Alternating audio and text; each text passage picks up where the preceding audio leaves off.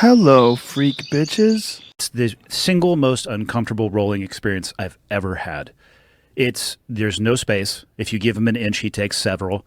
You don't get it back. The pressure, you feel like you're being pancaked under a hydraulic press. And so that's kind of like my upper end bar. And then to hear that somebody at that upper end level was unable to ever score a point against their coach, like, what the fuck? I know, it's crazy.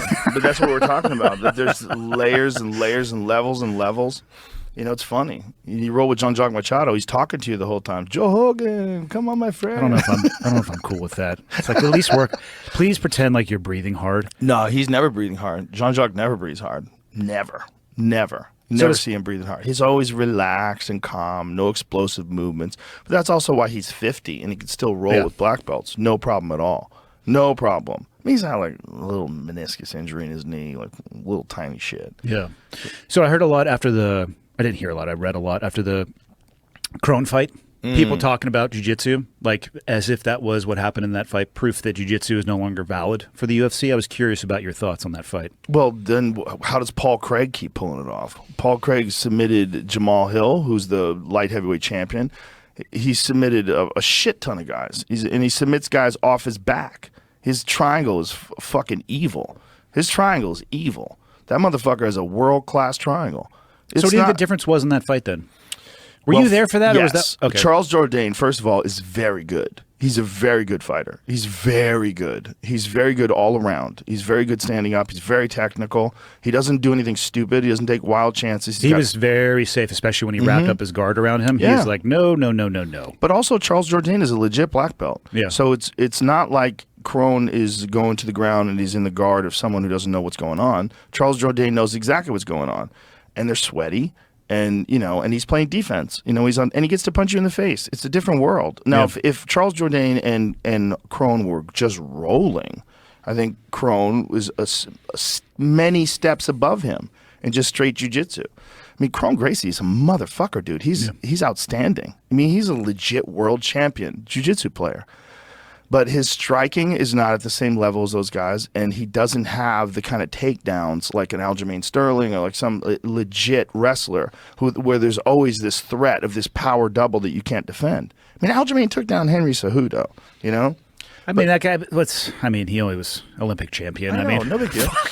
So Aljamain is like, in my opinion, is like the best example of a jiu-jitsu player because he's got elite back control, world-class rear naked choke. I mean, the rear naked choke he did on Sandhagen, out of control. I mean, you're not getting out of this. You're going to sleep, 100%.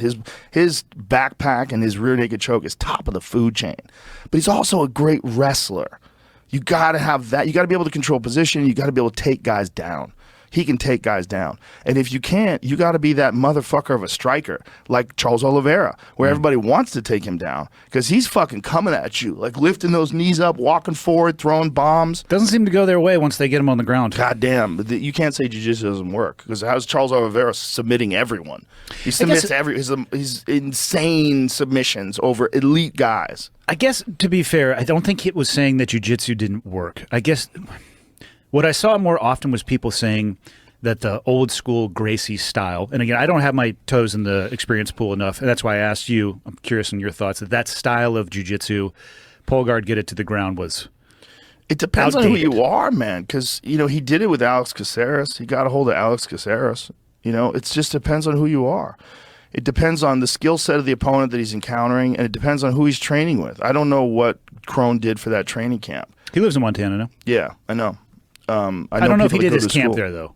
I don't know either. I'm not aware. I was excited to see him back because I'm always excited to see a real specialist. I'm always excited to see Pereira, world-class kickboxer, someone like Crone, a world-class submission artist. It's always exciting when you see wrestlers, like Bo Nickel or a world-class wrestler. Yeah. It's always exciting to see a specialist, but I don't know what he did. It's just like the performance wasn't his best. Jourdain's good, man. You can't take it away from him. He fought the perfect fight. And I think Crone was very frustrated.